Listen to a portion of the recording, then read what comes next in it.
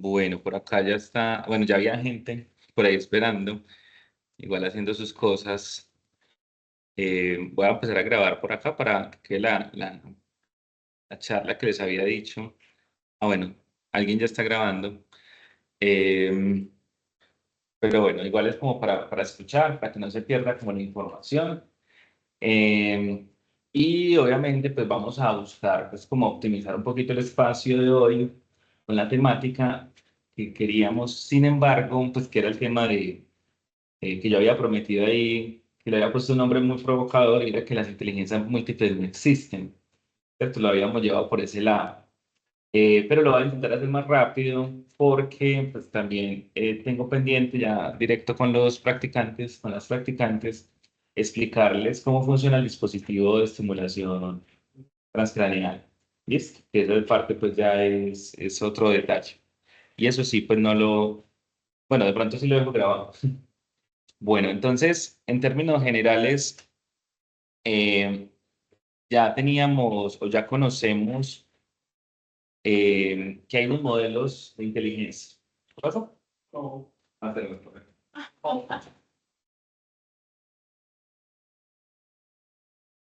Quiero probar pantalla, perfecto. Rueden más pantallas, sí. Listo. Entonces, nada, lo primero, igual voy a ir compartiendo por acá la pantalla para que miremos como de dónde surgen todas estas cosas. Lo primero es entender que los modelos o cuando hablamos de inteligencia, tenemos que remitirnos a una tradición. ¿Y cuál tradición es esa? Básicamente, la del inicio de la psicología. Normalmente hay unos estudios asociados a la inteligencia, pero cuando hablamos de inteligencia, y es que desde allí básicamente se empezó a entender la psicología, en particular con dos temas. Por un lado, eh, la inteligencia en términos como un fenómeno general, como la conciencia, ¿cierto? Como llevándolo a esos lados, que por ahí empieza la psicología, pero también había una necesidad, había un desarrollo muy importante en el mundo, les estoy hablando del siglo XIX, finales del siglo XIX, bueno, desde la mitad del siglo XIX, en la que ya venían pensando, eh, sobre todo desde la biología, ese tema del intelecto o de las capacidades intelectuales. Es decir, si bien se habla de inteligencia mucho del siglo XX, desde antes igual se hablaba pues, de qué es ser intelectual, ¿cierto? De todo ese tipo de asuntos. Entonces, a lo que nos vamos a referir cuando hablamos de esa capacidad intelectual o esas capacidades intelectuales también que a veces se quiere abordar, es bastante una preocupación, es sobre nuestro desempeño mental. Listo, es eso como a lo que hace referencia. Sin embargo, pues hay que ir como centrándonos en algunos temas, en algunos desarrollos muy específicos, porque cuando hablamos de inteligencia, entonces, claro, ahí había un abordaje muy importante desde la biología y la antropología biológica, sobre todo en Europa y también en Estados Unidos, de si el ser humano, pues, digamos, esa capacidad era un asunto muy global, ¿cierto? O era un asunto incluso natural, y qué pasaba con las otras especies. De hecho, pues como que el principal elemento para definir científicamente al ser humano en esa época era la diferencia de la inteligencia. Entonces era como el punto central. Y era quién era inteligente, y bueno, pues, finalmente el ser humano era muy inteligente y las otras especies, pues no. Entonces ese era como el punto allí muy importante. Recuerden que el siglo XIX también fue un siglo en el que se popularizó el concepto de raza. Recuerden que antes de eso no había pues, un término ni siquiera científico. De hecho, eso es un concepto que ya ahorita en biología pues, no se mantiene. Entonces, para hablar de humanos no se debe hablar de razas, hay etnias. Digamos que esa es como la acepción que se maneja. Pero en esa época, las razas también se distinguían como por la inteligencia. Pues, y ese concepto es antropológico. ¿listo? No es biológico. Que esos son de esas cosas de las ciencias sociales que dice, ¿qué pasó acá? Y sobre todo muy europeo en términos de poder distinguir como otras cosas en el mundo, ¿cierto? Como poder decir, como, vea, es que nosotros somos una raza, tenemos más inteligencia y otras razas que no son tan inteligentes. Bueno, todas esas cosas pues como muy, muy potentes, muy fuertes, pero pues había una inquietud genuina de pensar eso. Tan fuerte es que en Inglaterra había un laboratorio de antropometría. El laboratorio de antropometría lo, lo diseñó y lo lideró eh, Galton, Francis Galton, primo de Charles Darwin, y tenían esa, pues el que quería hacer, pues establecer cuáles eran esas capacidades humanas, ¿cierto? Como qué mediciones hay que hacer del ser humano. Porque uno dice, pero pues que la talla, el peso, más allá de eso, cómo medir las capacidades humanas. Entonces, el laboratorio de antropometría de Galton, que era básicamente un laboratorio de biología humana, pero en términos, incluso es como un precursor del laboratorio de psicología, pero pues no era psicología directamente, pero luego se transformó, esos equipos que eran ahí se fueron llevando al laboratorio de psicología el de acá, pues no recuerdo bien en Inglaterra la universidad que heredó, digamos, con esos productos, de todos esos equipos y demás. Pero todo eso que les digo lo lleva a uno a pensar, claro, había una preocupación de medir eso, ¿cierto? Es decir, ya se habían identificado que entre los humanos teníamos diferentes individuales, pues sin que hubiera psicología, y que muchas de esas diferencias individuales tenían que ver con esa capacidad intelectual, pero pues sin definirla muy bien. Entonces, desde allí surgen muchas preocupaciones y por eso, o dentro de todas las preocupaciones, surge el laboratorio de, de Wilhelm Wundt, allá pues en Inglaterra, pero acabo de compartir pantalla completa, el laboratorio de Wilhelm Wundt, perdón, Inglaterra, no, en Alemania, en Leipzig. Recuerden que allá después es el origen de la psicología en Leipzig. Eso es, creo que Sajonia, en la parte de la Alemania oriental. Esto, eso es como una zona importantísima para el desarrollo mundial en general. Y lo más bonito o lo más chévere allá fue que inicialmente querían estudiar la conciencia, pero desde la fisiología. Eso, por eso el laboratorio de psicología lo montó fue un fisiólogo, ¿cierto? Wilhelm Wundt. Y esas ideas, lo que él tenía, fue muy revolucionario porque básicamente nadie quería prestarle atención a esos temas de psicología. Y solamente para recordarles que en ese momento estaba muriendo una pseudociencia que es la, ay, se me acaba de ir la palabra, eh,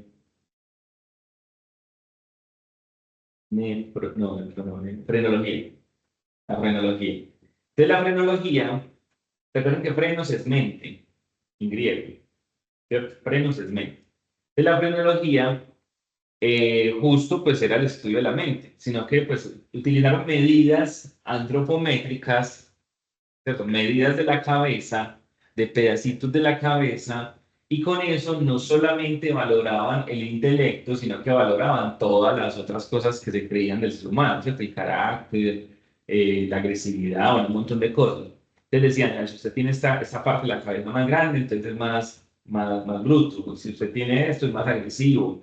Y eso pues funcionó en las ferias en Europa sobre todo, pero también en Estados Unidos, por ahí está el mapa de la frenología. Es bonito como historia de los estudios de la mente, pero básicamente eso, al ser pseudociencia, al mostrar que eso no se contrastaba, recuerden que las pseudociencias tienen algo muy llamativo y es que o usan el método científico pero sin teoría, o sin teorías usan método científico, ¿cierto? Entonces, las pseudociencias tienen esa situación. Sí. Ah, ok. Yo mando el link. Espera. Entonces, yo miro el link.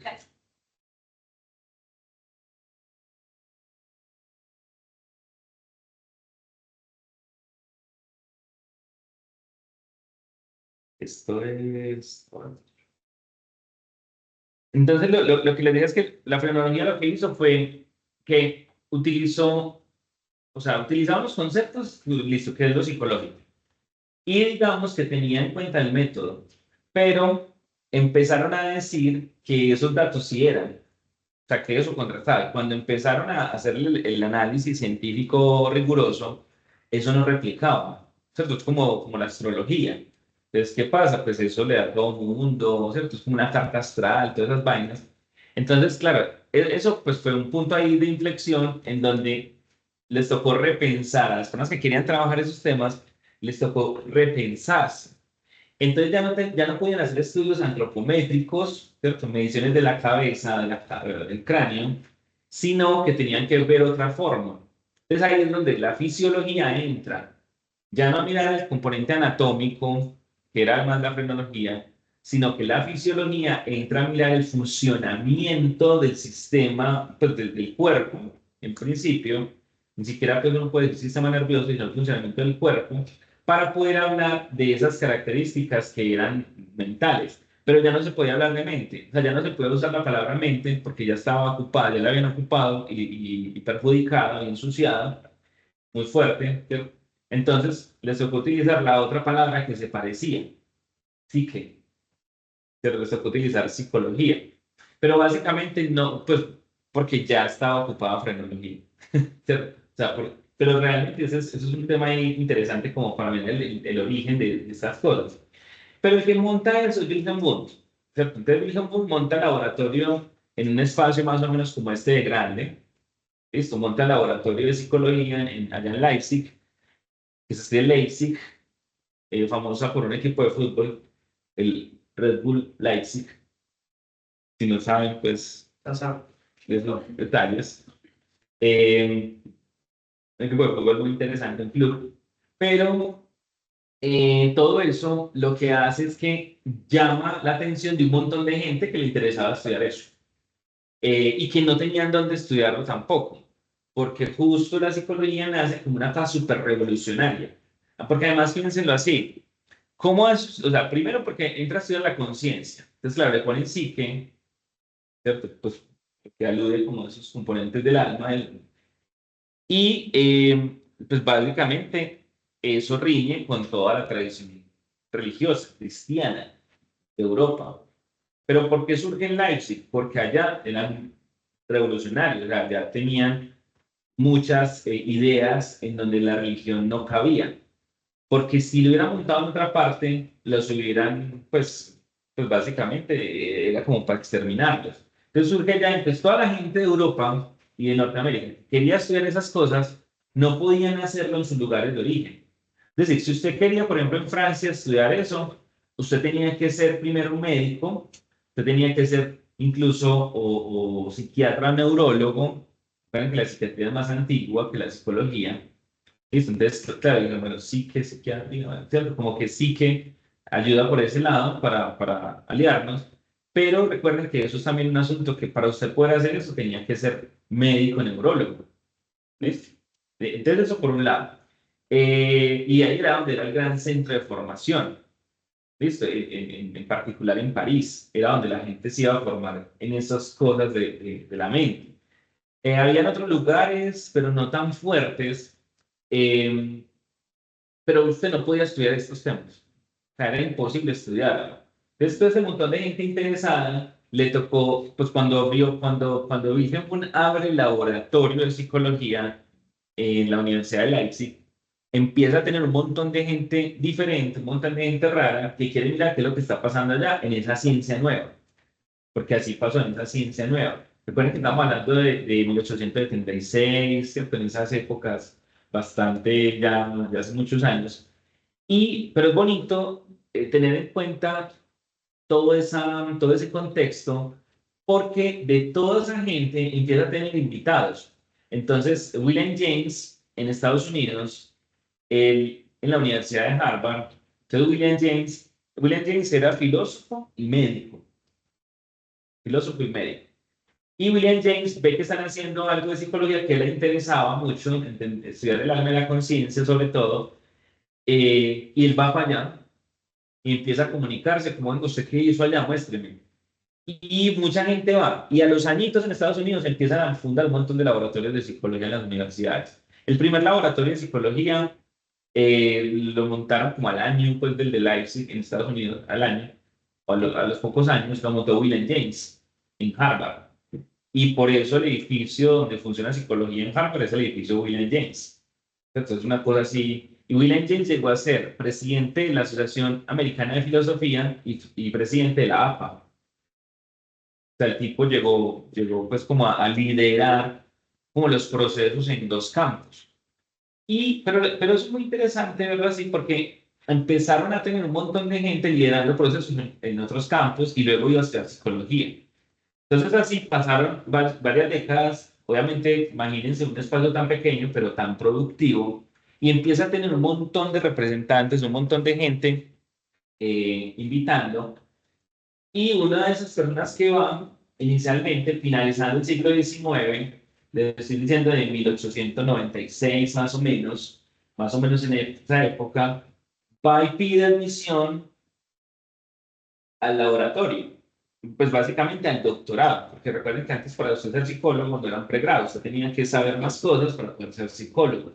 Siempre digo lo mismo, pero pues ahorita usted con un bachillerato puede ser psicólogo, antes no, antes usted tenía que ser médico, tenía que ser pues fisiólogo, ingeniero, usted tenía que saber muchas cosas para poder saber de psicología. Y eso, uno dice, claro, por eso esta gente al inicio producía tanto y hacía cosas tan potentes, porque era gente que ya tenía un background súper amplio, y era gente que tenía sus conocimientos y pum, se metían a psicología a profundizar y a proponer cosas. Y uno de esos estudiantes era un ingeniero. El ingeniero se llamaba Charles Spearman. Es- entonces él empieza a estudiar ese doctorado en psicología.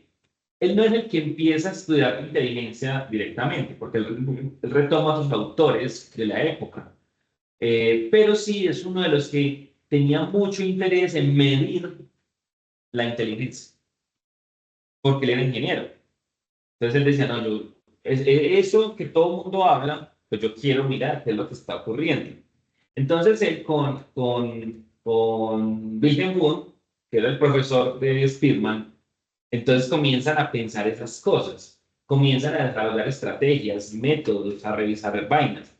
Luego ocurre una guerra, como en 1899, por esa de 1900, una guerra en esa zona, no recuerdo bien si la franco-prusiana, Prusia era parte pues, de lo que era Alemania y todo esto.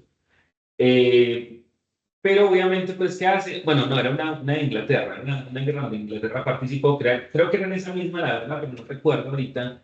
Entonces el tipo le toca retirarse de la universidad para pelear en la guerra. Porque en esa época usted no era opcional, pues, como hacer Spearman. Entonces le toca retirarse y obviamente, pues luego vuelve a estudiar y ya cuando pasa eso, ya hay mucha gente que ya ha trabajado el tema. Incluso a Spearman se le adelantó mucho Binet en París, Alfred Binet.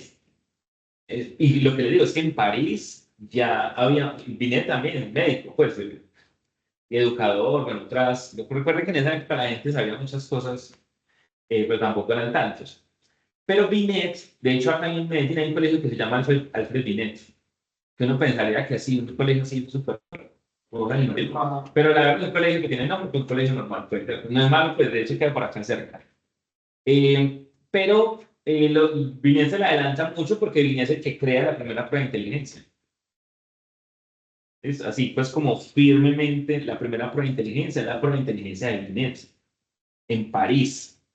Y obviamente la diseñaron para poder establecer un criterio para estudiar para los niños.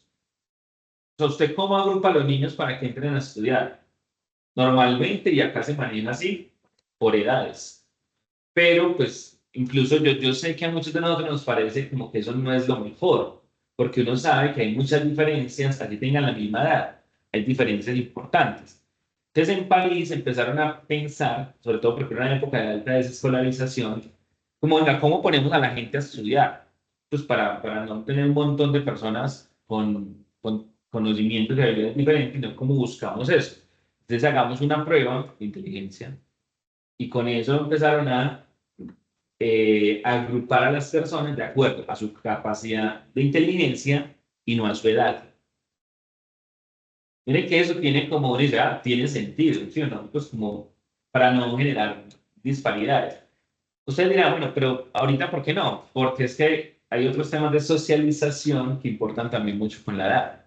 Entonces eso también pega ahí. Pero pues bueno, hay otras discusiones que se pueden generar. Lo chévere acá, y yo siempre cuento como esa historia, es que Spearman hace un trabajo impresionante para su tesis de doctorado. Tan impresionante que, pues, primero propone una teoría nueva con su tesis. O sea, así de sencillo. O sea, entonces, su tesis de doctorado inició una teoría nueva. Pero aparte de eso, para poder desarrollar esa teoría, él tuvo que desarrollar un procedimiento matemático para poder entender el fenómeno. Porque claro, la psicología era muy nueva, pensar los fenómenos mentales no era suficiente con la matemática de la época. Entonces él desarrolló un método para poder entender los fenómenos psicológicos o mentales y desarrolló el método de correlación, el método de correlación de rangos, que obviamente la correlación de Spearman ahorita. Pero entonces el método de correlación de rangos básicamente es una forma para poder mirar matemáticamente la mente. Porque eso, a diferencia de la correlación de Pearson, que ya existía en ese momento, la correlación de Pearson es del fenómeno observable, ¿cierto? Es de una medición observable.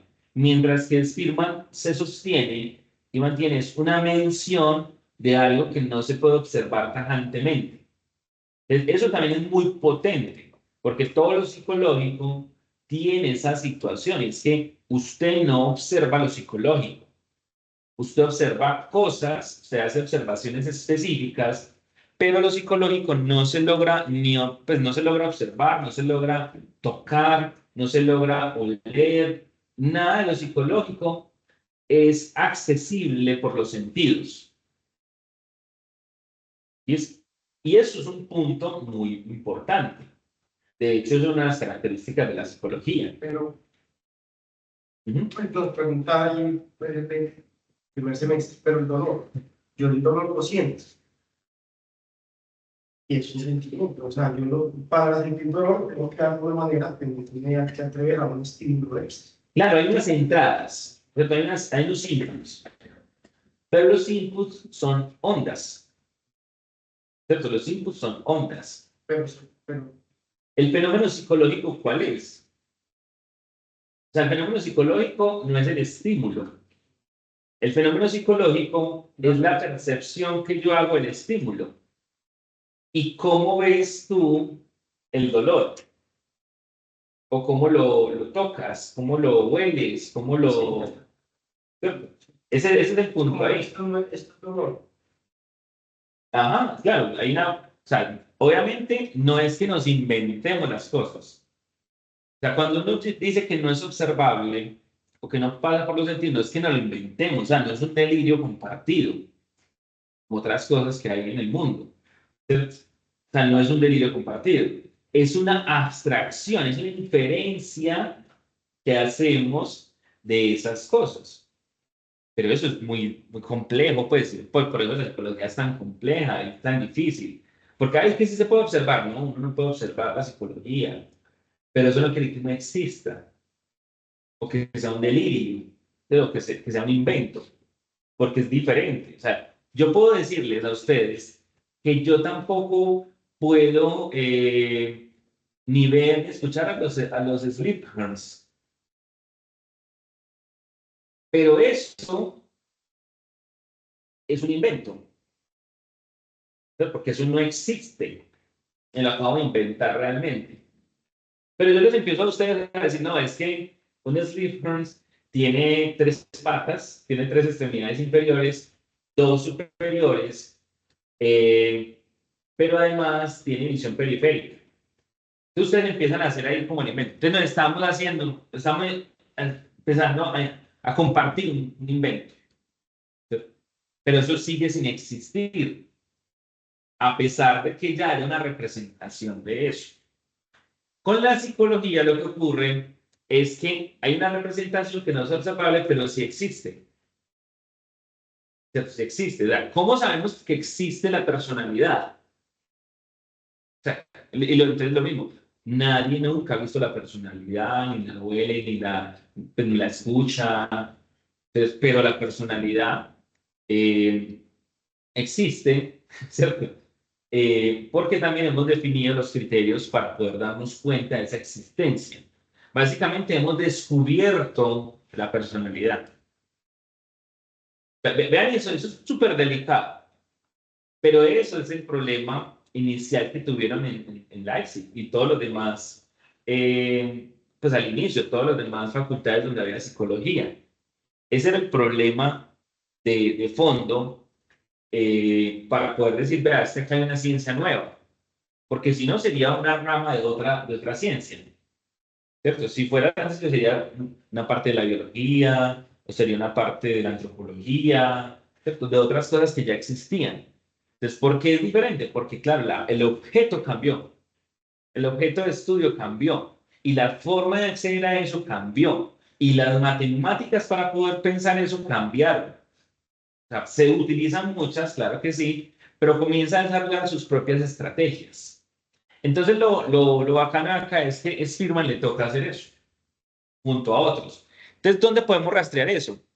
Lo podemos rastrear en un artículo que se llama General Intelligence de Spearman. Es un artículo súper importante. No sé por qué se me pone acá en español. Ven, yo lo descargo por acá, yo busco la revista. Bueno, igual pues también está por ahí. ¿Cómo? Eso está disponible en general en Internet. Bueno, cuando uno busca factor gen de inteligencia, normalmente abajo en la bibliografía aparece pues la información de Spearman. Está en inglés, pero recuerden siempre buscar Wikipedia más bien en inglés. Ah, pero bueno, acá me apareció. El artículo se llama así, General Intelligence. Está en esta revista de American Journal of Psychology de 1904. Entonces, es un articulito de 93 páginas. En esa época, pues obviamente no había unas normas APA, no existía algo así.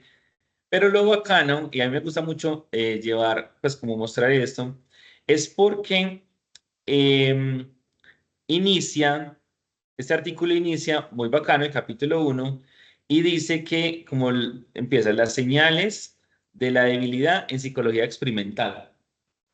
O sea, estamos hablando de 1904.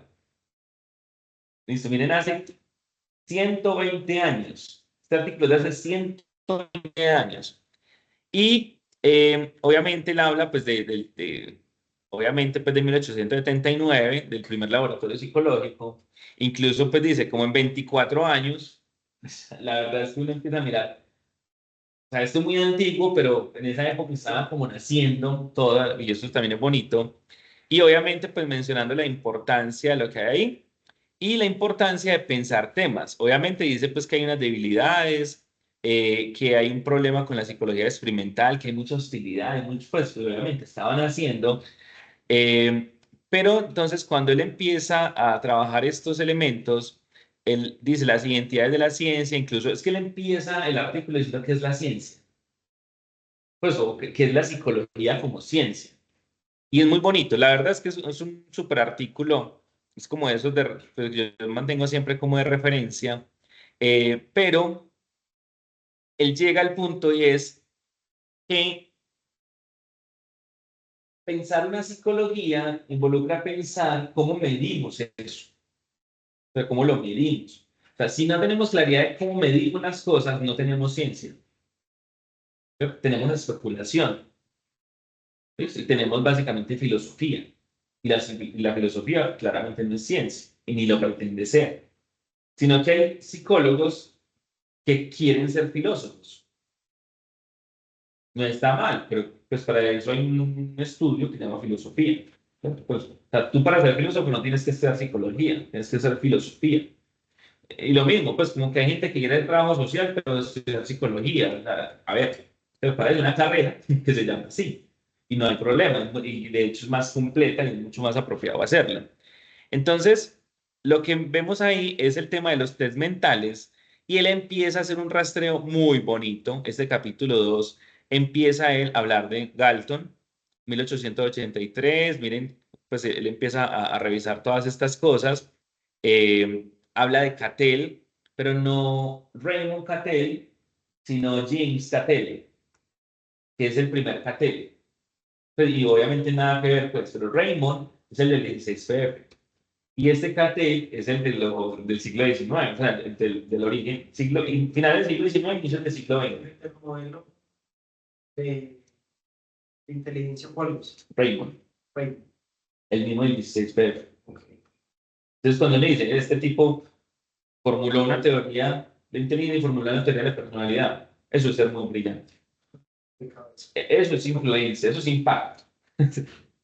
Pero bueno, de hecho, el modelo CHC, Cattell, Horn y Carroll, este es el Cattell, el Raymond Cattell. Entonces, pues esa C inicial es por ese lado. Entonces, es muy chévere porque entonces habla de estos otros autores. Owen, que casi no suena, él trabaja mucho el tema de la percepción, mucho, son las teorías originales de la Gestalt, de la percepción visual, ¿listo? No, no esas cosas de ahorita que son, que el cierre, pues, pero más como un proceso, es como una metáfora de la experiencia humana. ¿Cierto? La Gestalt como experiencia humana, pero las teorías originales eran la forma, ¿cierto? Cómo, y básicamente dan teorías de cómo nosotros procesamos las formas. O sea, ¿dónde están las formas? Me dice, ah, ahí, sí, pero ¿usted cómo hace para integrar eso? O sea, por ejemplo, yo acá les veo a ustedes, ¿cómo sé que hay un fondo allá? Claro, es figura y fondo, es teoría gestal, pero pues lo La original. original. Claro, esos son esos temas básicos. Sino que se cogieron todos los términos y los masacraron e hicieron otras cosas con una perspectiva específica del humanismo que se llama así, porque tampoco ese es el humanismo. Eso es un pedacito chiquitico del humanismo, pues, entre otras cosas, pues, ¿cierto? Pero entonces ahí está el tema de este Boas, trabajando muy desde la física. Incluso miren acá, dice, en 1891 Boas trabajó con 1500 niños. O sea, ya en esa época muestras brutales, gigantescas.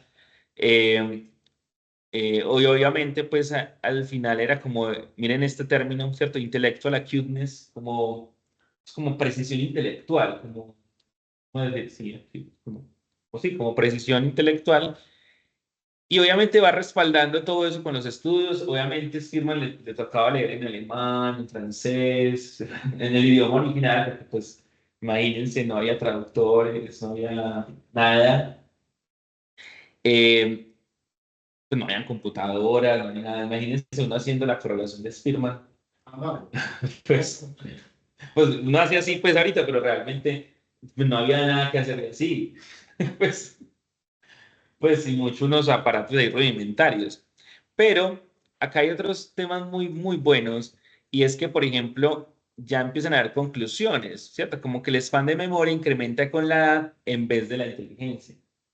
Pues como que no tiene nada que ver con ese crecimiento. Bueno, y que se mide, pues mide, que el span de memoria mide el poder de estar concentrado y tener atención prolongada. Miren que acá ya hay unos conceptos originales y miren que estamos hablando pues, del siglo XIX, final del siglo XIX. Porque si esta teoría estaba tan pesada, le creyeron más a la de Gardner que a esta. Porque mira, aquí los términos que vos estás diciendo, yo, el Sí, que, ya estaban. Pues es que le decimos el artículo original. el que los lea dice, wow. Y porque como coger lo que se supone que lo Yo más... tengo dos respuestas. Obviamente una respuesta inapropiada y otra apropiada. Obviamente ustedes saben que yo pues, no tengo mucho problema. Entonces, primero sacar las mamas a que los marranos, la primera respuesta, siempre van a haber marranos. Siempre hay gente que quiere creer cosas porque sí. Y lo otro tiene que ver con el prestigio de, y el auge de la psicología clínica. El auge de la psicología clínica se da básicamente desde la medicina, ¿cierto? Porque recuerden que la mayoría de psicólogos clínicos eran médicos y psiquiatras, ¿cierto? De hecho, muchos psiquiatras fueron quienes elaboraron como los elementos de lo que se conoce como psicoterapia, psicología clínica. Es más, ustedes miren los psicoterapeutas, los clínicos más famosos, y miren en qué se formaron. No se formaron en psicología. O sea, sí sabían de psicología claramente, pues no es que fueran ignorantes, ¿cierto? Pero no era la base, ¿cierto? No era su formación. Entonces ustedes ven, psicoanálisis, ¿quién lo inventó? Un neurólogo. Jung, por ejemplo, él era médico. Pues, o sea, no es que, o sea, el trasfondo de esta gente era otro. Entonces, claro, ese auge lleva a que se empiecen a desconocer algunas áreas, pero es que las teorías nunca se perdieron, sino que, por ejemplo, acá, psicología empezó muy clínico, ¿cierto? Empezó súper clínico. Entonces, eso es una cosa, pero nunca pues en muchas partes del mundo. Entonces, eso hace que se fuera desconociendo la psicología de verdad por hacer un auge de fenómenos diferentes. Por ejemplo, el famoso Beck, Aaron Beck. Aaron Beck, ¿qué formación tenía? Aaron Beck era médico. Es más, era médico psicoanalista. Es claro, por eso uno ve tanta debilidad conceptual en muchos terapeutas cognitivos, porque no logran, pues no tienen la base de qué es la mente y qué es la cognición. No es que no les importe el tema, no, o sea, sí les importa mucho la salud mental, ¿cierto? No es mala intención, sino que es el trasfondo, ¿cierto? La formación la que falla. Porque, pues, obviamente, si tú no tienes claro que ya desde 1890 y pico y 1880 y pico se está hablando de esto, sino que tú crees que cognición es un esquema, estás perdido. Entonces, sí me hago entender. Entonces, y yo siempre lo digo por ahí. De hecho, durante muchos años yo peleé para que el curso de psicología cognitiva fuera psicología cognitiva, no terapia cognitiva, porque eso nada que ver.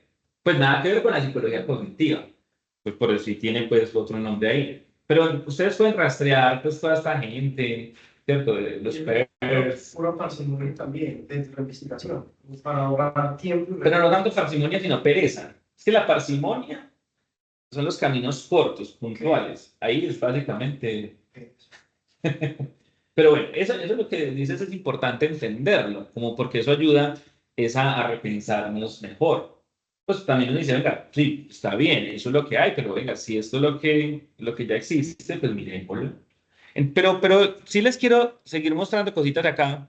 Miren, pues Gilbert, New Haven es donde queda la universidad de. ¿Saben cuál universidad queda en New Haven? Una universidad súper importante en el mundo, ¿no? Yale. Yale. Eso lo pueden conocer más si a ustedes les gusta una. Dale. ¿Ah? Dale. Pues Jay. Ah, Yale, sí, sí. Yale. Bueno, Yale, está bien, sí, Yale, bueno, sí, listo. Sí, sí, no, cada cual pronuncia como quiere también, ¿cierto? Pues tanta imposición. No, sí. No está bien. Entonces, New Haven queda en la Universidad de Yale, que obviamente es súper, súper top. Iba a decir que es que hay una serie que son las Gilmore Girls. ¿Se la han visto? Una serie así de una mamá y su hija viviendo y creciendo. Pues es una serie pues larguita, es bonita. Y justo una parte muy importante de la historia transcurre en Yale, en New Haven. Entonces, pues, Yo sí, me parece. pues la universidad es porque allá se estuvieron haciendo experimentos inicialmente sobre la psilocibina, sobre el uso de hongos para tratamientos de enfermedades. Allá han sido pioneros en casi todo. Bueno, O sea, realmente. Pues de hecho, miren, 1893, en Yale ya trabajaba en inteligencia. Pues, y ahí está. De New Haven, es un psicólogo, ya está viejito, pero es muy importante. Es Alan, uy, tengo un problema de memoria hoy. Alan Kasdin. ¿Han escuchado a Kasdin? No. Mm.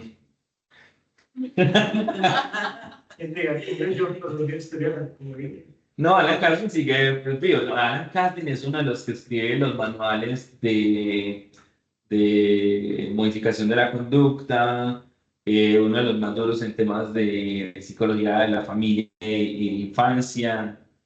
De hecho, pues fue presidente de la APA. Yo miro esto por acá. Casting. Se los digo es porque les voy a presumir. Es este señor Alan Kasdin, que ya tiene sus añitos, 79 años.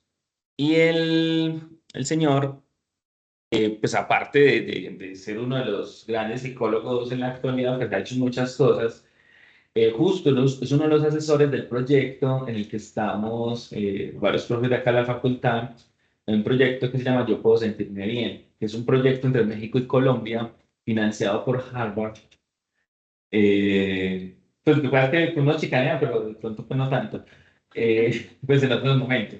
Y Cardin es justo pues como uno de los principales asesores. Hay otros autores pues muy importantes en los artículos que estamos sacando, pero uno de los coautores de estos artículos es Cardin de Jamie. Entonces ahí luego lees, cuando salga mi artículo, cuando está en se los presumo así como les muestro. Pero Cardin es súper teso, justo pues como en esas líneas de poder entender la conducta infantil. Por eso pues los manuales que él escribe inicialmente son modificación de conducta en niños. Pero es muy bacano pues para que ustedes ahí tengan eso presente. Pero bueno, volviendo a los temas de inteligencia, eh, se van generando muchos trabajos muy bacanos, con mucho desarrollo. Miren que él acá empieza a hablar de muchos autores, entonces Dressler, por ejemplo, él clasificó o trabajaba con clasificaciones como brillante, bueno, como bobo, ¿cierto? Como la gente hablaba de estas cosas. Eh, Obviamente luego por acá uno puede ver eh, Binet, a Binet Henry en París, que esto es súper importante. O sea, Binet es, bueno, de hecho, la primera prueba psicológica como tal es la de Binet. O sea, la primera prueba de todas, es la prueba de inteligencia de Binet, pues formalmente, porque los otros hacían estudios, hacían experimentos, pero no tenían una prueba. Una prueba es un procedimiento estandarizado, ¿listo? Y con baremos. Mientras que obviamente se hablaban pues de otros componentes.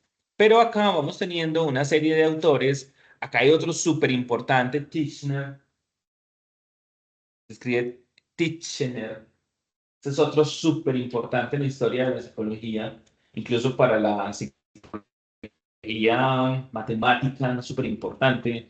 Y ya trabajaba en algunos elementos relacionados pues con procesos básicos. Comenzaron a indagar muchos otros componentes, ahí pues voy a saltarme rápidamente. Ebbinghaus también súper fundamental para la psicología. Y por acá aparecen otros, miren que vuelve y aparece Binet. O sea, Binet en ese momento ya era superstar en psicología, justo pues por haber pensado muchas otras cosas y sobre todo porque él empezó a utilizar los tiempos de reacción para poder, pues el tiempo específico de respuesta, que es una medida que se utiliza ahorita a nivel experimental, que es súper importante. No sé cuánto se demora en responder algo, pero no es porque te vamos a contar el tiempo ya, no, porque es que el tiempo es fundamental en el procesamiento mental. De hecho, yo me atrevería a decir que el tiempo, la medición del tiempo, es la mejor medida psicológica. Y eso me como así, el tiempo, como el lector de que el tiempo. Si el tiempo es un fenómeno físico, ¿cierto? El espacio-tiempo es un asunto de la física. Pero es que, pues, nosotros somos física y somos química y somos todo eso al tiempo. Entonces, el tiempo es una medida súper importante. Obviamente hay pues otros elementos adicionales, pero este desarrollo pues, que hace Spearman en este texto lo lleva a pensar que, bueno, y Thorndike que es otro súper importante también en estos temas, eh, lo llevan a pensar que todos esos experimentos y todos esos trabajos eh, son, incluso por lo que hicieron fue que clasificaron a las personas, inteligentes, no inteligentes y demás. Ah, bueno, este es otro autor, Simon. De hecho, la prueba inicial era la prueba de Simon y Binet, o la Simon Binet, la SB. De hecho, en estos momentos todavía se maneja la SB5, que es una de las cuales, pues, es la heredera original de todos estos trabajos. Pero lo más bacano de todo, miren, Kreplin, el de psiquiatría, otra vez Cattell, voy a saltarme acá. Lo que hace entonces Spearman es que empieza a retomar todos esos trabajos, empieza a utilizar, esperen por acá, yo bajo un poquito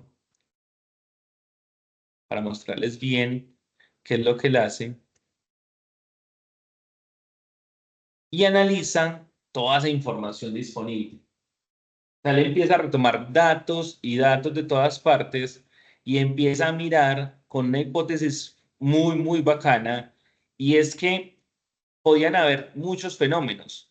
Fenómenos como, eh, acá le empieza a nombrar, ¿cierto? Como la visión, fenómenos como la audición, fenómenos adicionales, incluso como el peso, fenómenos, obviamente acá pues como el tema de la inteligencia, eh, y empieza a mirar que la edad no es tan importante para entender esas variables como si otros fenómenos adicionales, incluso en el desempeño. Entonces, por eso, pues la edad incluso y comparte esa idea de Binet y que la edad no sería el mejor criterio de clasificación de las personas. Pero si ustedes notan, ese sigue siendo el mejor criterio para clasificar a la gente.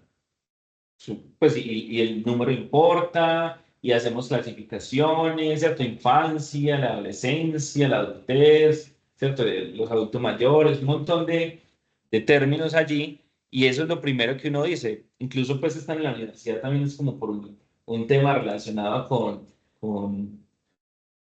con la edad, pero pues se empieza a mirar. Otro componente importante es que él dice que el sexo no importa para la inteligencia. Ustedes dirán, ay, es que eso de ahorita es muy, ¿cómo se dice? Muy woke. ¿Cierto? Como esos temas como no, esas modas de que no hay diferencias de sexo, no sé qué. 1904, ya Spearman decía que el sexo, pues, no pareciera ser el componente. O sea, uno no podría decir que la inteligencia depende si es hombre o mujer. Ustedes dirán, eso, pues porque ahorita parece como que eso fuera nuevo, pero es que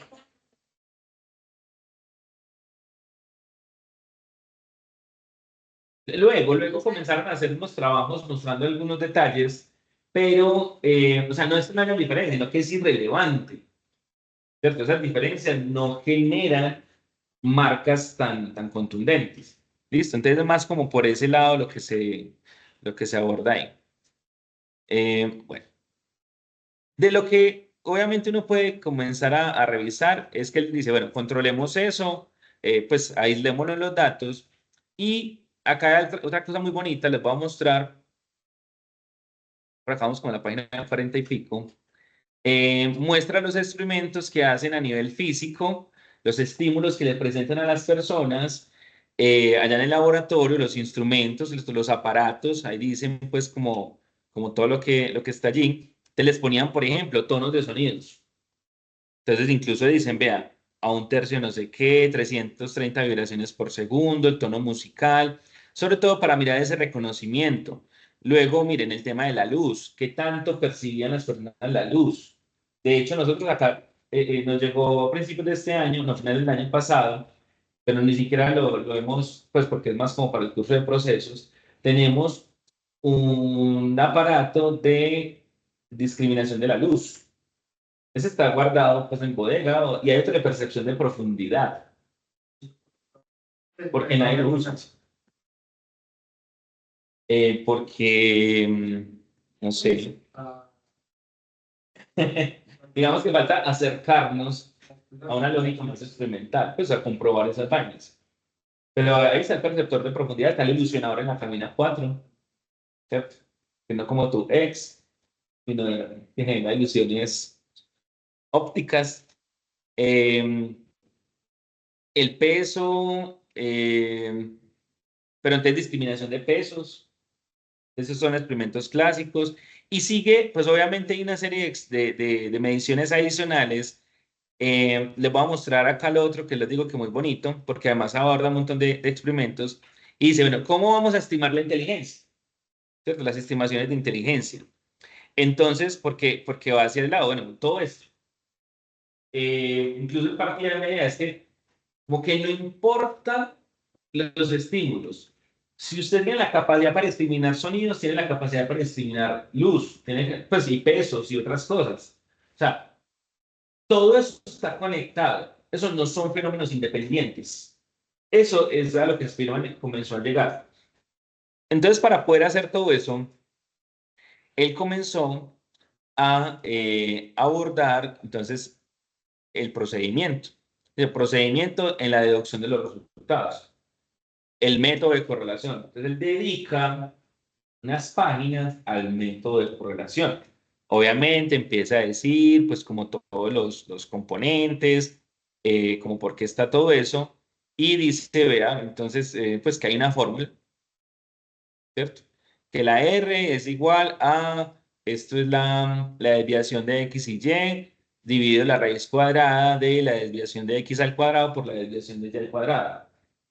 Entonces, claro, obviamente, pues esto tiene un montón de cositas. Él explica cada uno de estos elementos, cómo eliminar los errores de observación en una correlación de dos variables, acá la correlación entre P y Q. Entonces, miren que acá está la misma fórmula. O sea, cómo comenzar a eliminar todo esto.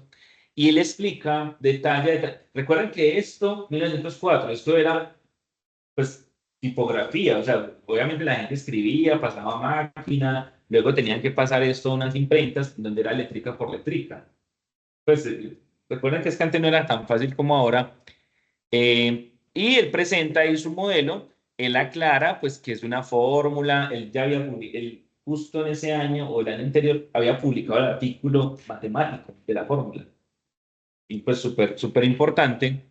Y lo que él empieza a mostrar después de hacer todo ese proceso largo, es la demostración matemática de esa relación. Entonces ya les voy a mostrar acá abajo los resultados, porque pues ya empieza a decir vea, las correspondencias entre la discriminación y las inteligencias, etcétera, etcétera, y se da todo eso, se relaciona. Entonces le empieza a mostrar punto 60, punto 53, punto 76. Él vio que casi todo se correlacionaba. Listo, y ya les voy a mostrar la tabla, creo que está acá al final, mostrando cada uno de esos fenómenos en sus relaciones. Pues obviamente yo sé que ustedes me están creyendo, pero pues luego obviamente la idea es que ustedes verifiquen para que no hablen bobadas. Eh, y él logra mencionar que básicamente de todo esto, la inteligencia se puede basar en la capacidad que tenemos para discriminar estímulos. O sea, la posibilidad de discriminar diferentes estímulos es la que nos lleva a pensar en esa capacidad intelectual. ¿Listo? En esa capacidad intelectual. Y por eso, él, al mostrar todos esos fenómenos, e incluso él dice, la fórmula teórica de la correlación verdadera entre la inteligencia general y la discriminación general sería esta de acá, pues y obviamente él pone el valor.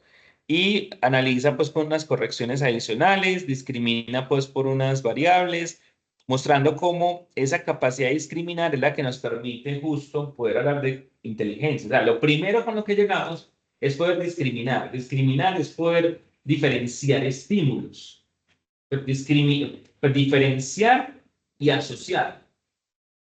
Entonces, esa es la discriminación. O sea, discriminar no es decir que todo es diferente. Discriminar es saber qué cosas hay diferentes y qué se parecen a otras. Ese fenómeno es el que se considera como lo más básico de la inteligencia. Y obviamente es de donde seguimos nosotros haciendo más. O sea, si ustedes analizan, todo es eso. O sea, todo es eso en un contexto específico. O sea, si usted sabe, por ejemplo, de psicología, es que usted tiene la capacidad de discriminar fenómenos psicológicos. Y pónganlo en cualquier tema. Entonces, claro, esa es una capacidad demasiado básica. De hecho, pues lo que hacemos es que lo compartimos con todas las otras especies. Pero de todo esto, entonces él logra establecer pues que que no solamente es que esos datos están ahí, sino que él considera que eso es humano, que eso es universal, que eso no depende de un contexto particular. Es decir, que la capacidad de discriminación, que sería la base de la inteligencia, no es social, es un fenómeno universal. Todos los seres humanos lo tienen. Entonces, la inteligencia es universal. No depende de un contexto específico que aparezca, o sea, que haya esa capacidad. Listo, eso. Cuando uno encuentra un fenómeno de eso es porque es un fenómeno psicológico. Es un fenómeno psicológico, cuando es universal. ¿Listo? Si no, se puede hablar que es un fenómeno cultural o sociocultural, pero cuando es así, que lo tenemos todos, eso es psicología. Por eso es ciencia. Pues sí, y por eso tiene ese carácter científico tan importante. Listo, entonces esto pues por un lado. Estoy acá buscando como los datos adicionales que me gusta mucho. eh, y él lo que hace es que dice, vea, bueno, acá hay otro detallito con espérenme por favor, esto es lo que les quería mostrar, con los elementos, por ejemplo, del aprendizaje. Con aprender inglés, con aprender música, discriminar luz, miren ahí los datos, cómo eso se relaciona todo, todo con todo. Ahí aparecen unos números pues, de 99, 96, bueno, pero ahí están pues, los datos específicos mostrando, incluso con el desempeño en matemáticas, en otros idiomas, aparece francés, porque pues recuerden que el francés en esa época era el idioma, ¿cómo? El- Era, sí, como, no, el francés era la lengua de prestigio, la lengua dominante. O sea, como ahorita es el inglés. Entonces, en esa época, el francés era la lengua que todo el mundo aprendía. Obviamente, es la época de desplazamiento del francés al inglés. Más que el siglo XIX es un siglo muy bacano para la ciencia y en Francia hay un museo que es el Museo de la Ciencia, pues de las ciencias. Incluso en el Museo del Louvre tienen una sala, quienes no hayan ido al museo, tienen una sala de instrumentos de medición del siglo XIX, siglo XVIII. Claro, tiene una sala de la ciencia en el Museo del Louvre. Entonces es muy bonito porque es como todas las clases que se inventaron en ese momento. Bueno, y hay otras cosas, hay un museo del Museo del Hombre, ¿cierto? Entonces como otras cosas que hay allá. Eh, y todo esto lleva a que Spearman piense en la importancia de entender entonces la inteligencia, o más bien ya es que todos estos aspectos en la vida, ya estoy demostrando que estos se correlacionan todos en sí. Obviamente, el desempeño de uno en la vida no depende todo de eso, porque hay otros elementos, pues como dependiendo de donde usted nació. O sea, él dice que el sexo no es determinante para que haya inteligencia. O sea, que pueden haber variaciones específicas, sí, pero como entre una persona y otra. Pero no es un factor que lo cambie todo. ¿Ves? Y obviamente otros factores. Pero él sí dice que hay esas otras cosas que dependen o que hacen que usted se desempeñe de una forma específica. Y él lo llama entonces esos elementos como la inteligencia general, por un lado, y la inteligencia, o más bien los factores específicos de la inteligencia. ¿Listo? Entonces, los factores generales es eso que ya, pues lo que compartimos todos por ser de la misma especie. Y los factores específicos son esos otros elementos que pueden contribuir a ese desempeño.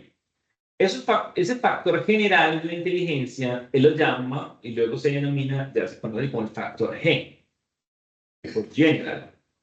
Y los otros factores específicos lo llaman factor S, en inglés, specify. Bueno, no recuerdo el término exacto, pero es de específico pues, en inglés. Pero dice, pues lo otro pues sí, existe, no lo podemos negar. Pero la psicología está para estudiar los factor G. Entonces, o sea, tiene todo el sentido que sea así. Porque si lo otro, pues depende de la geografía, depende de la religión, un montón de factores, pues está bien. Pero lo que podemos entrar a indagar y a medir es ese factor general que hace que podamos discriminar y demás. Entonces, ese trabajo de Spearman, obviamente es un trabajo pionero. No es que fue el primero que habló del tema, fue el primero que hizo una teoría sólida sobre la inteligencia. Fundamental, fundamental.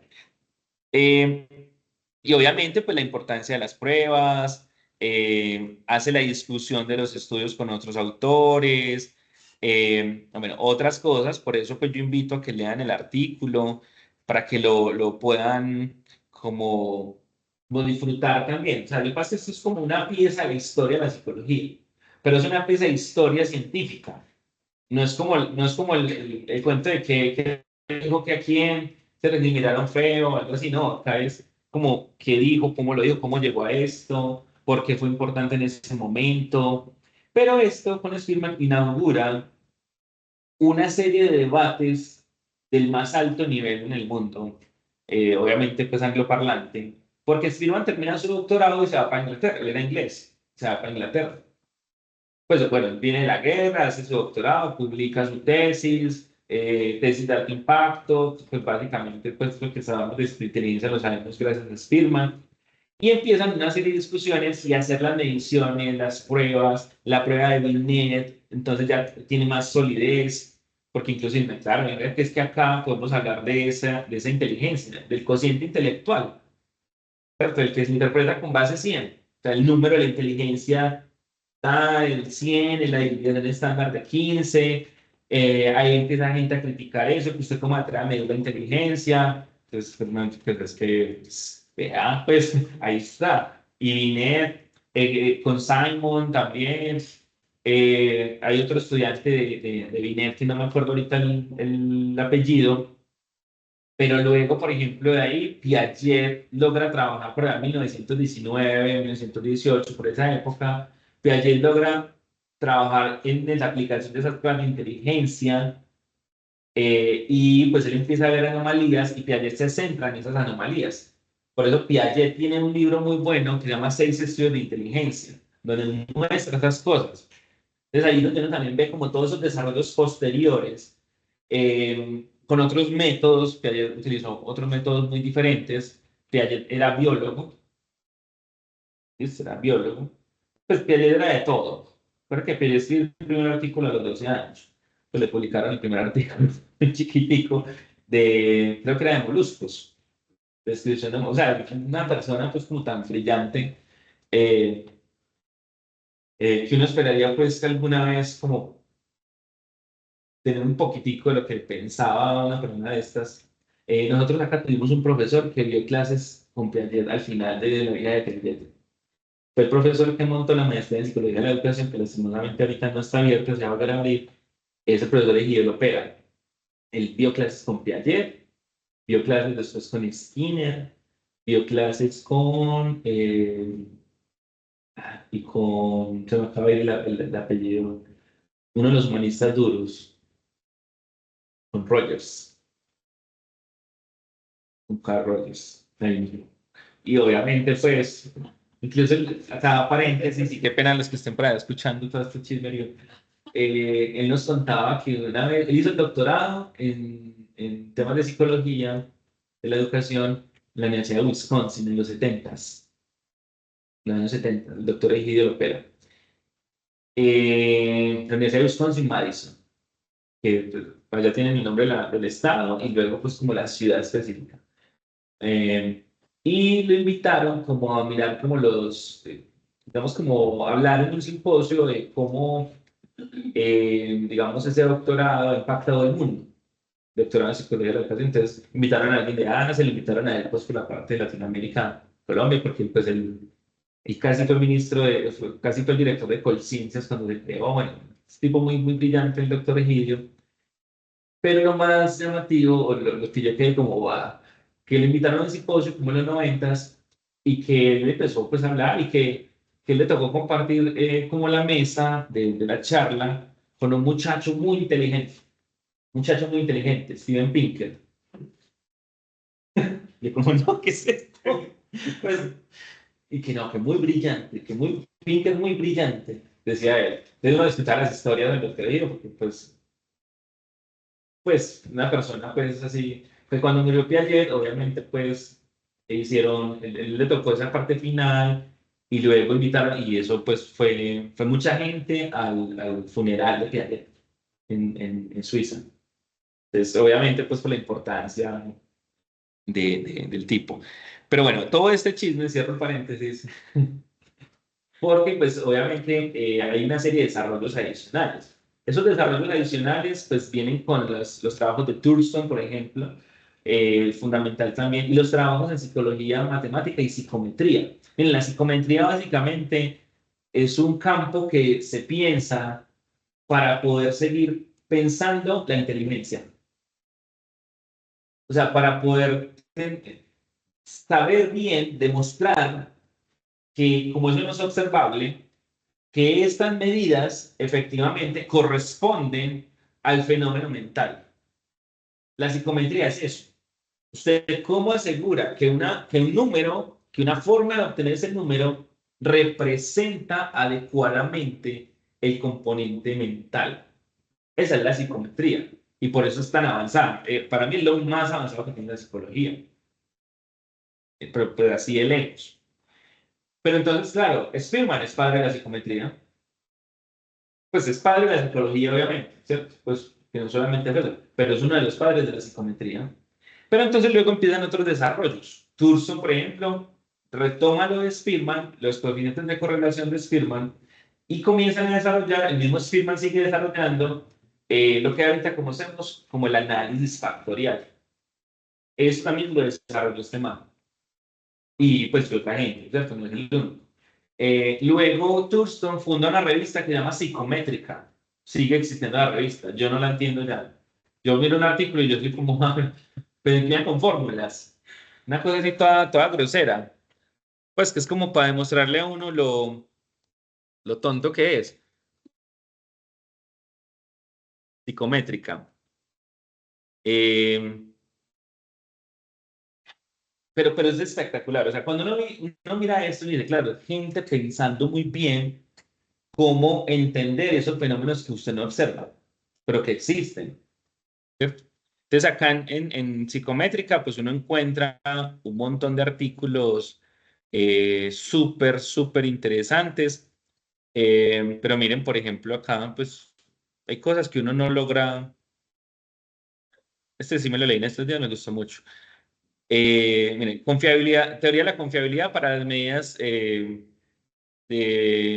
longitud, a ver, como pruebas de longitud variable ilustradas con no sé qué es ERN, no sé qué, bueno, sí, con negatividad relacionada al error y positividad del error, recolectada con la tarea de flancos, que es una tarea atencional.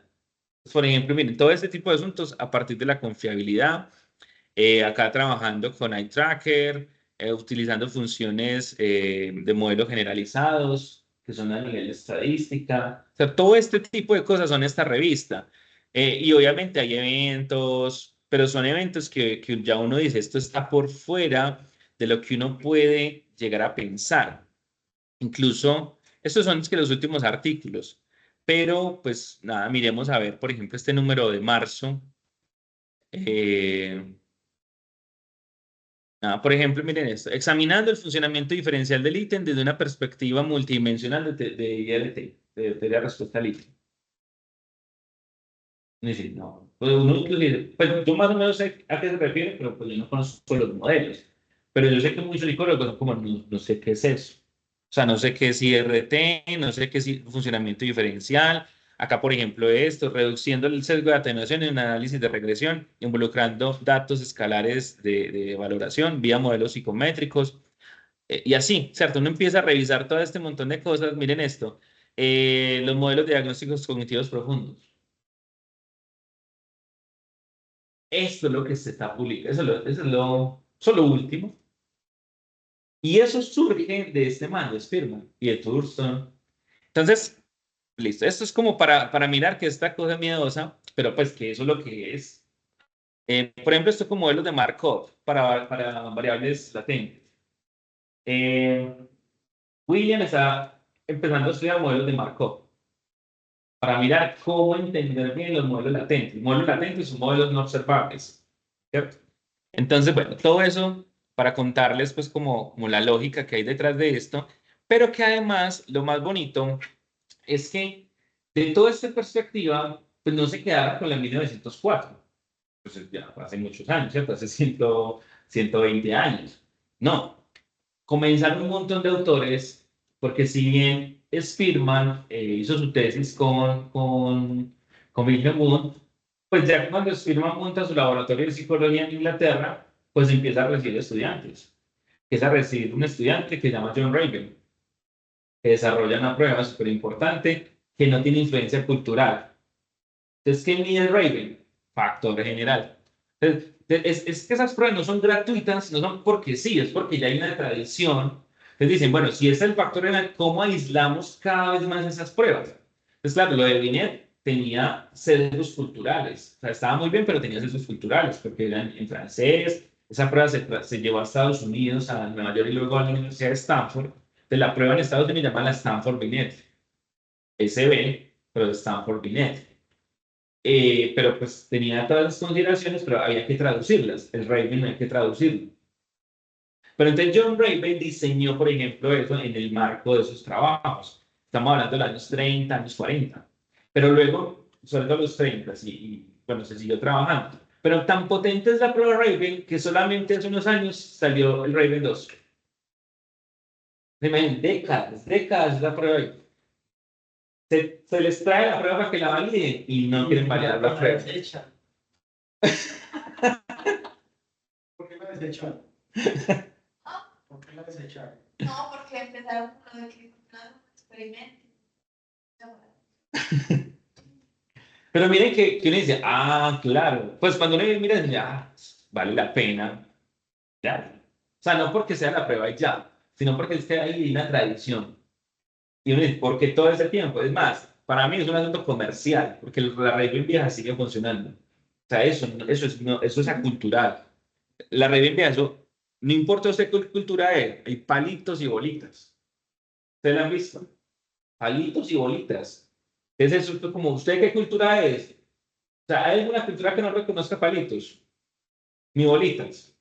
A todas. Incluso ni cada cultura es como, si es de clase alta, de clase baja, reconoce palitos y bolitas. Pues no tiene ese problema. Por eso a mí me encanta esa prueba. ¿Ves? Pero luego, entonces, bueno, entonces, ¿qué hace Reagan? Dice, vea, incluso hay un elemento fundamental del factor general, se llama razonamiento educativo. Eso no se habla ya en las clases nunca. El razonamiento educativo. Y obviamente, pues es importante. Educativo. Porque está el inductivo, está el deductivo y está el que no se habla, es educativo, que es el que evaluaría el Raven, que es el elemento más, lo postulo así, más natural de toda la inteligencia. La capacidad de discriminar básica se le llamaría razonamiento educativo. O sea, educir sería esa capacidad. Entonces yo puedo tener la información y poder diferenciarla, ¿cierto? Esa capacidad básica es la educción. De eso ya no se habla. La verdad es que eso dejó como de hablarse mucho, no porque no se diera, sino porque pues finalmente era como un elemento supra, o sea, como un elemento todavía más directo del factor general.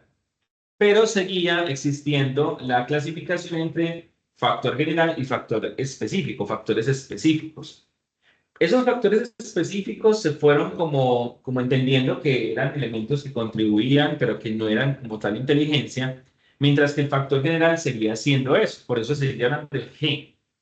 Y cuando uno pone la gen mayúscula sola, está hablando de esa capacidad general. Pero llega Cattell, Raymond Cattell. Cattell retomó todos sus estudios, eso estamos hablando de los años 30, 40, algo de los años 50, retoma sus estudios y él dice, ese factor general no es ningún factor general, son dos factores, son dos factores. Todo eso se llama teoría bifactorial de la inteligencia, son dos factores. Hay una parte del factor general que es innata y hay otro factor que es aprendido. O sea, mi desempeño, mi capacidad de discriminar, hay otra parte que yo la aprendo y que depende del contexto en términos de que yo lo puedo llegar a aprender, ¿cierto? Y él lo llama inteligencia cristalizada. Y la otra, la innata, es la fluida. Entonces él dice, la inteligencia fluida es lo que yo razono cuando los estímulos no los conozco. O sea, todo lo que yo hago cuando no conozco nada de eso. Mientras que la otra, es lo que yo hago cuando yo ya conozco sobre eso. ¿Cierto? Ante estímulos nuevos, yo uso el razonamiento, la inteligencia fluida. Es fluida por lo mismo, porque fluye, porque no hay un momento en que pare, porque no tiene un límite. Mientras que la cristalizada justo es cristalizada.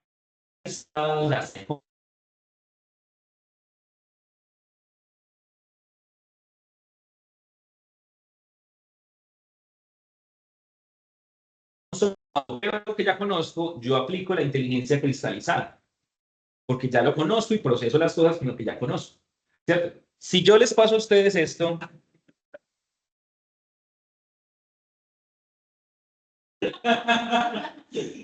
si yo les paso a ustedes esto, yo digo, préndanlo, apáguenlo, ¿ustedes qué hacen?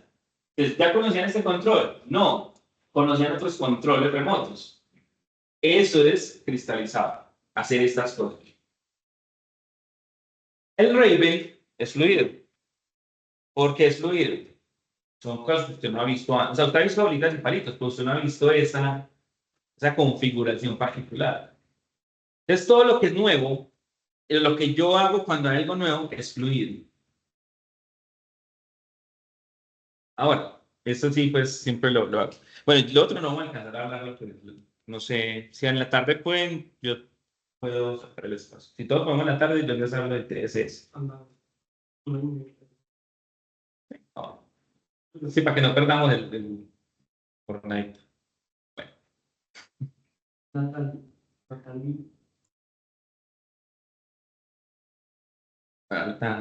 No. Pero a lo que comienzan a hacer estas personas, pues Cattell sobre todo, es a eso, a pensar eso. Bueno, lo que les iba a decir también como capcioso es ¿qué preferirían ustedes tener? ¿Cristalizada o fluida?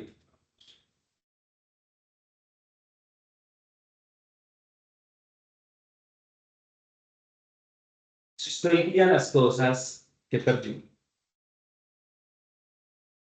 cristalizado. Pero igual no se puede tener fluidos sino Cattell dice que son independientes. O decía que son independientes. Pues, pero se tiene que tener una sola, o se poseen las dos. Se poseen las dos. Pero si tuviéramos que escoger. Si tuvieran que escoger. Tenemos que escoger con cuál se quedaría. Sí, ¿Cuál? con cuál se quedaría. Pero la cristalizada igual se puede formar durante toda la vida, pues, porque hay experiencias, cosas de la cultura. Claro. Es que básicamente la cristalizada es la memoria. O sea, lo que usted aprende. Y usted aprende una cosa y luego la puede olvidar y aprender otra cosa nueva. Pero ahí es donde viene lo bacano, pues también cuando uno empieza a entender esa formación, bueno, y otra cosa súper interesante, y es que Cartel, si bien lo digo, dijo, bueno, pero las dos dependen de G. Entonces él pone, en la sigla, pone GF y GC, razonamiento fluido y razonamiento cristalizado. Entonces él es el que inaugura esas siglas, o sea, él puso, pues Spinor puso G, pues ahí está, G y luego S, pero de G se deriva GF y GC, desde Cattell. Y Cattell tuvo un estudiante brillante en doctorado, Horn, John Horn, de Raymond Cattell y John Horn. Horn, H-O-N-N, como de cuerno, o de cacho, Horn que sí, claro. También un montón de cosas. No, Horn no metió cosas nuevas. Horn demostró que lo que Cattell decía era cierto. Porque Horn desarrolló nuevos métodos psicométricos y nuevas pruebas para determinar eso. Pues que Cattell desarrolló otros métodos de análisis factorial para variables cualitativas, no para variables numéricas. Por ejemplo, Cattell lo que hizo fue que desarrolló un método para poder valorar, para poder analizar valores de adjetivos de la personalidad.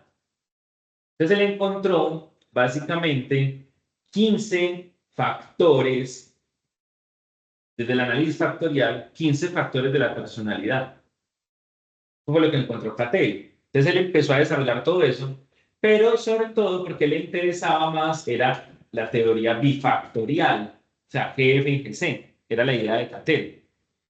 Pero cuando él desarrolla eso, obviamente eso le da mucha fuerza porque es el primer trabajo fuerte, serio a nivel matemático que demuestra la estructura de la personalidad. Es el trabajo que hizo Cattell. Y Cattell lo hizo a partir de adjetivos. Pero Cattell, cuando saca la prueba factorial de personalidad, el cuestionario factorial de personalidad, él añade un factor adicional. Él le pone unas letras, factor A, todo eso. Y él le añade un factor que es el factor B. El factor B es inteligencia, que no es de personalidad. No es personalidad. De hecho, cuando hacen los análisis factoriales en la prueba, el factor B es la parte. Los ítems de B son aparte, completamente aparte, no se juntan con los demás. También eso mostrando como ese modelo factorial. Y cuando uno saca los 5 grandes factores del 16PF, el factor B nunca lo puede usted tener en cuenta, porque es la inteligencia. De hecho, si ustedes analizan el 16PF, la última parte del 16PF son puras pruebas de razonamiento, son ítems de razonamiento, y es inteligencia, sino que la gente cree que todo es personalidad. Pero ahí está, o sea, ahorita pueden ver el cuaderno del 16PF, ahí está, súper claro, pues.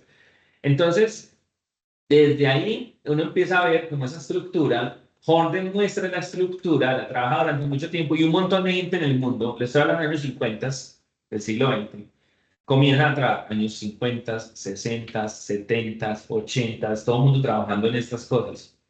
Pues en demostrar, empiezan los estudios en los 60 y 70, los estudios de memoria de trabajo, el Miller en Harvard, el 7 más o menos 2, toda esta gente haciendo estudios súper potentes, el nacimiento en el 58 de las ciencias cognitivas con el simposio de Hickson, todas las neurociencias que comienzan a aflorar todas estas épocas en los años 50 y 60. Es decir, se sigue trabajando. Es que vos decías ahorita, ¿no? ¿Por qué eso como que no es famoso?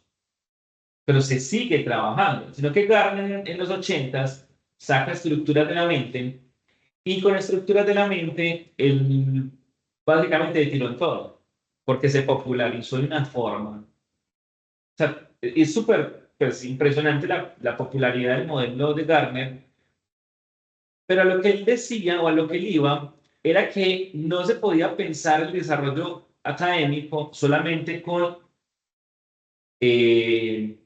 matemáticas e idiomas. O sea, que no era, o sea, que la educación no era eso, sino que la educación era todo las demás cosas. Pero él erróneamente le llamó inteligencias múltiples. Incluso hay una entrevista con Edward Punset, un español que se murió hace unos años, en donde el mismo Gardner decía, no, es que eso no es una teoría, el dato no tiene evidencia. Es más como un llamado a que los educadores en el mundo piensen que los niños académicamente van más allá de la matemática y el idioma. Pues eso está bien, pues, ¿cierto? Pero pues, es que, ¿por qué le pusiste así ese nombre? Incluso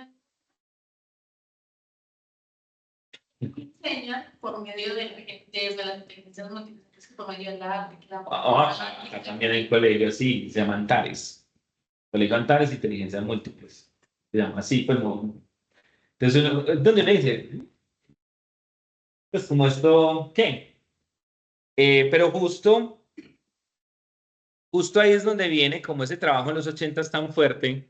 Y en la revista Intelligence, hace 3 años, salió un estudio muy bacano, ya se los muestro.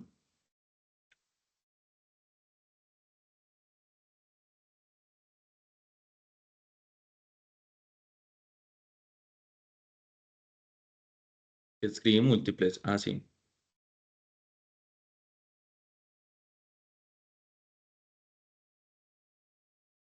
Porque obviamente, pues uno cuando busca este tema es lo que más hay. Pero, ya les voy a mostrar algo acá. Eh, bueno, también tenía que haber puesto la revista Intelligence Journal. Obviamente el tema nos queda abierto.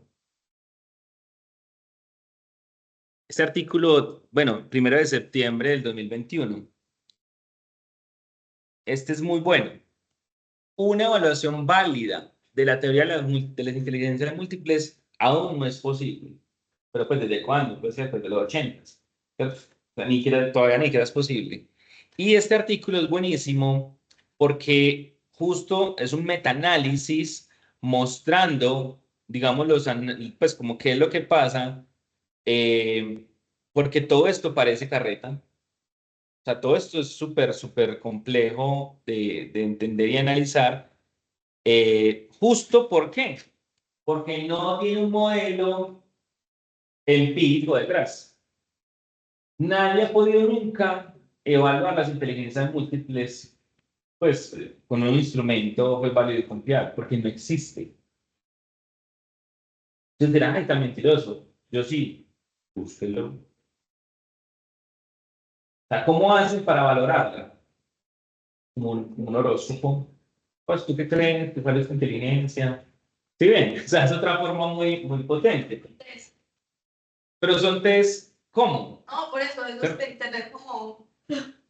Sí, claro. Parecía cuando estaba pequeña. Como los de las revistas de telenovelas, de tú, pues todas las cosas. Claro. Y obviamente por eso les traigo, porque acá pues es con las investigaciones que han hecho con eso, porque es que no es que no hayan investigado, es que la gente tiene muy buenas intenciones, pero lo que ha pasado es que no hay una replicabilidad, no hay absolutamente nada. Pero por eso, pues es que eso pasa en los 80s, pero yo creo que a Garner le pasó como que ya dijo tanto del tema que ya no puede decir que no, como que ya le toca mantener ese tema. Pero bueno, esos son como los componentes que uno también debe comprender cuando habla de esto. Y como por qué una cosa sí y por qué una cosa no. Y por qué entonces de esos desarrollos unas cosas han quedado, otras no. Pero por qué, por ejemplo, se sigue utilizando una prueba como el WIS, como el WISE. Entonces, ¿por qué no una prueba de inteligencia múltiple si es que es tan bueno? O sea, ¿qué es lo que pasa? Entonces ahí es donde uno empieza a mirar que es que el modelo no se replica, el modelo no se sostiene. 2021, el artículo fuerte, publicado además en la revista principal en el mundo sobre el tema, que se llama así Inteligencia. Se llama Intelligence, no hay pierde. Pero obviamente uno entiende la intención, pero es que eso no puede ser intención, es que acá hay un asunto serio detrás que hace que se pierdan los desarrollos simplemente porque a alguien le pareció muy bonito decir ciertas palabras. No se trata de poner palabras bonitas ni ser disruptivo, ¿cierto? Y sino de tener las demostraciones suficientes para uno tener un discurso sólido. Entonces, claro, de acá empiezan a haber instrumentos y demás En el 93 se publica un libro muy bueno de Carroll, John Carroll. Entonces Carroll lo que hace es que le pide a los laboratorios que tengan estudios de inteligencia, de datos. Y él escribe un libro como de 900 páginas que se llama Habilidades Cognitivas Humanas. Y él muestra cómo, por más estudios que hay, todos los datos muestran lo mismo. A nivel factorial muestran lo mismo. Hay un factor general de inteligencia, hay unas características, digamos, hay unas subdivisiones, no solamente en lo fluido y lo cristalizado, sino que aparecen elementos como la memoria de trabajo, aparecen elementos como el razonamiento cuantitativo, el procesamiento auditivo, el visual, que algunos hacen parte del razonamiento fluido, o sea, están como allí al lado, otros están al lado del razonamiento cristalizado, que no sería lo único. Él encuentra 8 o 9 tipos de G, ¿cierto? GF, GC, GQ, bueno, hay varias, GA, GV. ¿Cómo? Horn. Horn demostró fluido cristalizado. Carroll lo que hizo fue que hizo un análisis de todas las datos, o sea, él no tomó los datos puros. Entonces, él pidió lo que tuvieran de datos, él analizó datos de décadas atrás. Entonces, Carroll, al publicar ese libro, establece el modelo jerárquico de inteligencia. De las capas. Claro, las capas. Dice, claro, está G, y lo que esta gente había dicho de que había otros, sí hay, pero además hay otros más específicos, unas habilidades específicos, ¿cierto? De un nivel más bajo, ¿cierto? Entonces habla de 3 niveles. Y luego en el año 2000, Kevin McGrew retoma todo eso, lo que ya Carroll había encontrado con todos los estudios, lo que Cattell y Horn hicieron, que ellos dos sí trabajaron juntos, Cattell y Horn, y por eso McGrew dice, vea, es que todo esto es una teoría, yo estoy compilando esto, vea que acá hay un rigor y que viene de Spearman, eso no, o sea, no se ha perdido la línea de trabajo, pero ha avanzado mucho. Entonces, un modelo jerárquico de 3 niveles, G, las diferentes G y otras habilidades muy específicas. Y ese es lo que McGrew lo que hace con otro autor Snyder, es que dicen, ese modelo es un modelo de inteligencia, es el más sólido que hay, es el que tiene todos los modelos empíricos detrás, y las teorías y que los datos se mantienen año tras año. Y eso, por eso el nombre modelo de inteligencia CHC, Cattell y Carroll. Entonces miren que no es como que el nombre se lo dio porque sí, sino que es justo un desarrollo, pero les estoy hablando del año 2000. O sea, no es tampoco, pues, no, pero tampoco es del siglo XX. O sea, es una cosa que se ha venido trabajando y que se consolida. Por eso el nombre de habilidades, de las habilidades cognitivas, por eso uno habla de habilidades y no factores, por eso se va hacia ese lado, para poder entender como todo ese dinamismo que hay alrededor de estos estudios. Entonces, claro, el provocador era decir que las inteligencias múltiples no existen, y no existen. Pero ¿por qué no existen? Pero tampoco es como decir que no hay ya, sino porque hay unas teorías detrás, ¿cierto? Hay unos elementos conceptuales que son muy importantes y que permiten entender como en dónde estamos parados. Y como dicen por ahí, como dice Google Academy, pues estamos parados en grupos de gigantes. ¿Cierto? Eso es una frase muy buena, standing on the shoulder of giants. Que uno dice, claro, pero acá le debemos a un montón de gente. Como ponen, no, es su opinión. No, es, pero bueno, ya son las 12 y pico. Si hay gente por ahí que siguió escuchando, pues le agradezco mucho la escucha. ¿Ves? Yo creo que no es que se hayan ido, sino que no se desconectaron y ya. Ah, no, mira que sí. Acá estamos. Yo les voy Ah, a pues yo no compartir una escucho. entrada de un Ah, blog bueno, sí, por sí, acá en reacción. el chat del grupo. Pues yo acá no estoy escuchando, eso es un enredo. Bueno, ¿qué puso por acá Daniela? 12 cosas que todos deben saber. Ah, sobre el IQ. Ah, la verdad es que esta es la despedida. Ah, bueno, acá también esto es muy interesante. Pero bueno, yo creo que igual este es como el abrebocas para poder pensar los temas y seguir haciendo más cosas y sobre todo uno saber dónde está parado. Porque es que uno sí ve muchos problemas cuando uno no sabe dónde está parado. Y claro, uno cada vez con eso no entiende más cosas. Y por eso uno también rechaza temas, o uno rechaza pruebas. Y dice, venga, pues, ¿eso por qué? Que lo hablábamos el semestre pasado, no sé si te acuerdas que tú me decías del cuarteto. Yo decía, pues, tal, yo le dije que no, pero yo dije, espere un momentico que vamos a empezar a, o sea, como, no a decir que no, sino a entender por qué. Pero entonces, cuando uno mira esto y dice, pues, la verdad es que, ¿cuál es la base? Pues, ¿cómo sostengo yo eso? No, o sea, por fe, y pues por fe no es suficiente. Pero bueno, se puede seguir haciendo, pero que al menos que uno tenga la claridad de que no se sostiene. Pues, o que si va a hacer eso, que si uno va a leer el horóscopo, pues ya sabe que eso Caballo dice es de uno. Caballo dice que la fe vence la duda. Claro, claro, la fe vence la Por duda. eso hay tanta pseudociencia en adelante. Esa frase es muy buena, la fe vence la duda, claro. Hay una película, incluso justo con el que se llama La Duda, es de un tema de unas monjas. Y bueno, la película es espectacular. Justo la discusión es esa. Es que lo único que puede contra la fe es la duda, porque la fe es demasiado grande y fuerte, muy fuerte. Pero bueno, eso son como otras discusiones. Listo. De todas maneras, pues voy a cerrar por acá. Muchas gracias a Joseph, Valentina, Daniela. Estamos hablando. Igual, pues continuamos con otras cosas. Dentro de 8 días no tenemos encuentro, porque es el evento de la Antioquia de Resiliencia Cognitiva. Si no lo han inscrito, háganlo. Y envejecimiento.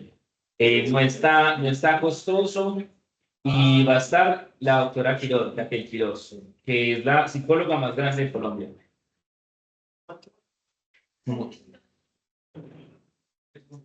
Listo. Bueno, yo cierro por acá. Chao. Chao, profe, muchas Yo no gracias. escucho, la verdad.